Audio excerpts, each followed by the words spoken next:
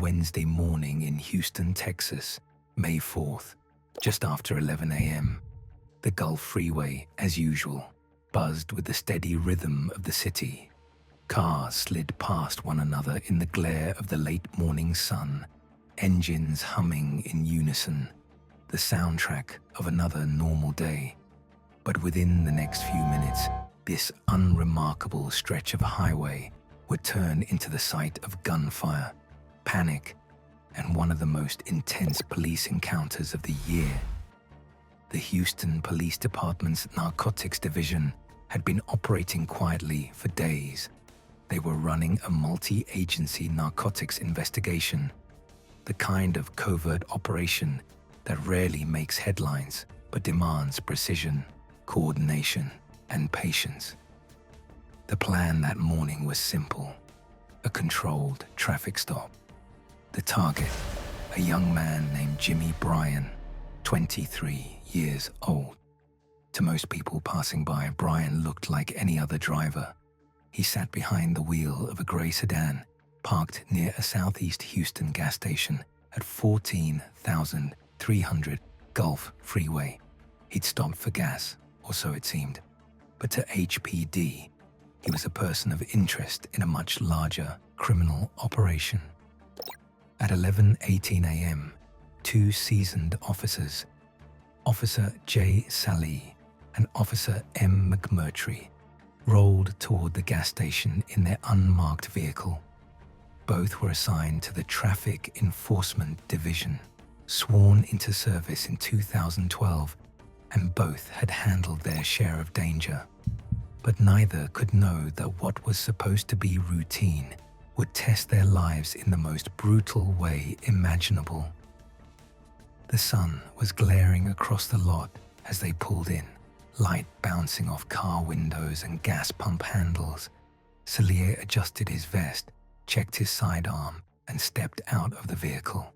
The Bodycam on his chest blinked red, recording everything.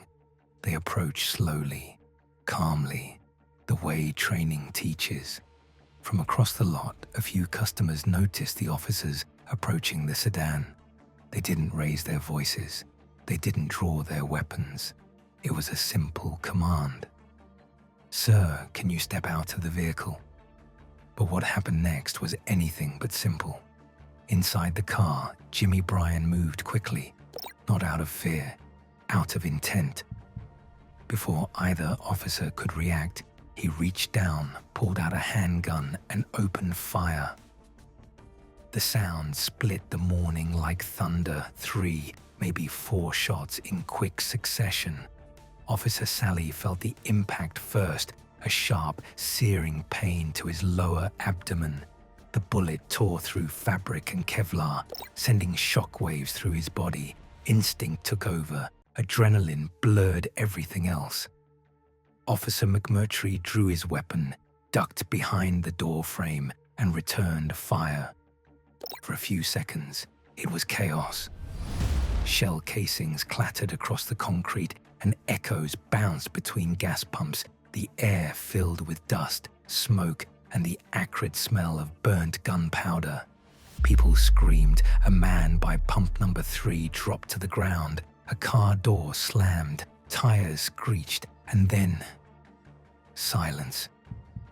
Bryan's gun slipped from his hand as he stumbled backward, hit by return fire. He fell near the front of his car, gasping, clutching at his side. The scene froze in time. The aftermath of violence captured in shaky, real Bodycam footage.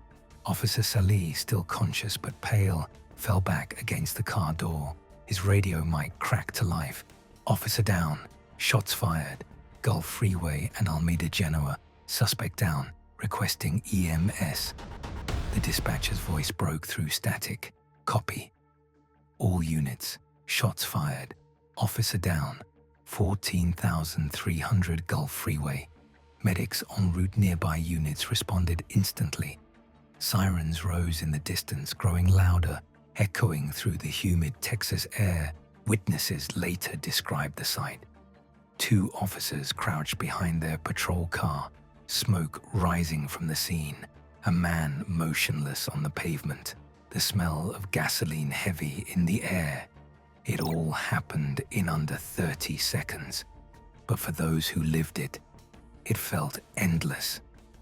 Within minutes, backup arrived.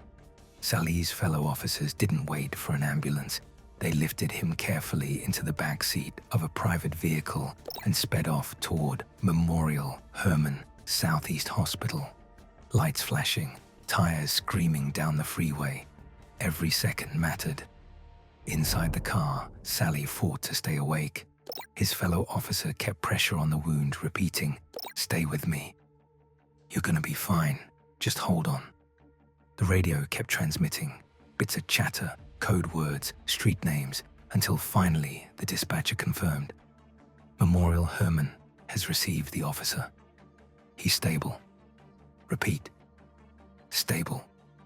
Back at the gas station, Houston Fire Department paramedics worked on Jimmy Bryan. The once busy gas station was now a locked-down crime scene. Yellow tape fluttered in the wind. Shell casings glinted in the sunlight. The air smelled like burnt metal and fear. By late afternoon, both men, the officer and the suspect, were in hospital beds under armed supervision. Salih was recovering. Bryan was alive, but under arrest. That evening, the Houston Police Department held a press briefing. Flanked by uniformed officers, a spokesperson confirmed the facts. A traffic stop linked to a narcotics investigation. A suspect who opened fire without warning. 2 officers returning fire in self-defense. The suspect, Jimmy Bryan, was formally charged with 2 counts of aggravated assault of a public servant in the 338th State District Court.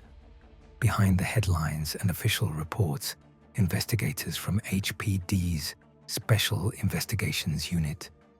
They studied Bodycam clips frame by frame, analyzing angles, distances, bullet paths, timing.